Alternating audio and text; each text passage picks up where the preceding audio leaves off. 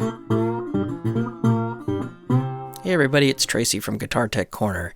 You're probably wondering what the heck I'm doing right now by hitting a hole in the back of a guitar with a hammer. Well, there's a point to be made.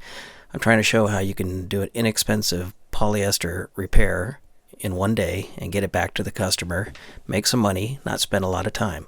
So I'm pressing the hole back out from the inside of the sound hole to try to get it as flush as I can with the back of the guitar and get the fibers semi-locked up. It's not that important, but want to get them a little bit level if I can. If not, it's not that big of a deal. We'll move on from there. I'm going to take some thin Gear Up Industry glue, and I want to put this master glue right into those cracks. The capillary action will soak them right into all the little areas and lock up the fibers. Polyester is a very hard finish to work with, if you pardon the pun. But it's like working on glass.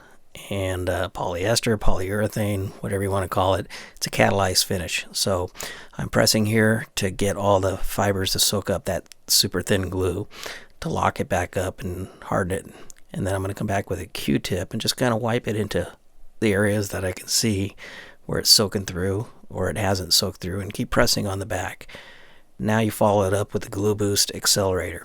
This is the best accelerator on the market. A couple squirts of that, within seconds the finish is hard. Now I'm going to use the Fill and Finish Pro formula, which is flexible and it's absolutely fantastic. This is the best I've used to repair nitro finishes and also polyester finishes. So as you can see, I'm pretty literally just putting as much as I can on here just to get it right into the main areas, and then I'm going to wipe it around with a Q-tip again like I did before with the thin glue. What you want to do with that is you just want to work it into the areas where it's seeping in, and also give it a little bit of fill and lift right in the areas that might have been kind of a crater or sinking.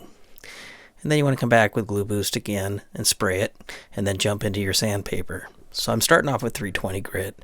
You can use a block on the back of it if you want. I like using my fingers just so I can kind of feel around where I'm at.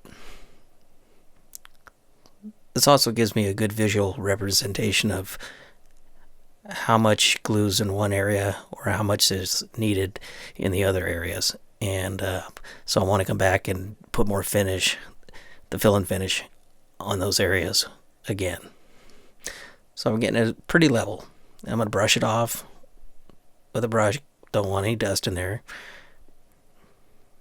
And then I'm going to take a soft foam brush and I'm going to saturate it with Fill and Finish Pro formula.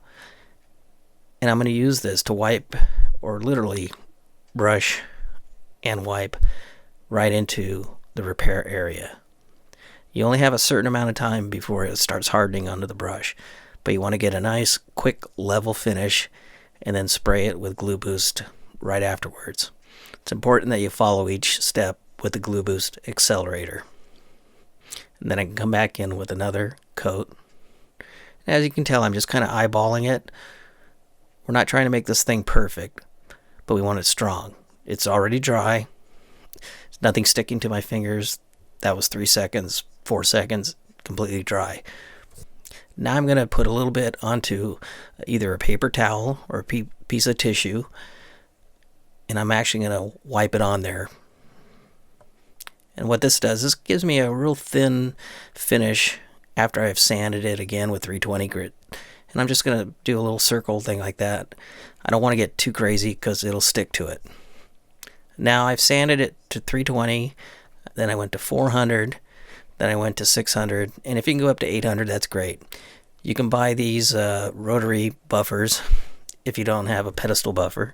Here's the finished product. It's completely smooth. You can't feel it. It's flexible. Cosmetically, it's not 100% perfect, but it's almost invisible if you were going to look at it and try to pinpoint where or how bad that hammer made a hole in there. It's gone. It's basically gone. The guitar is functional. This took me less than 20 minutes at the most. I'll peel off the little post-it note right here. And there you go. That's a poly finish repair with Gear Up Industries products on an inexpensive guitar so you can make some money. Thank you.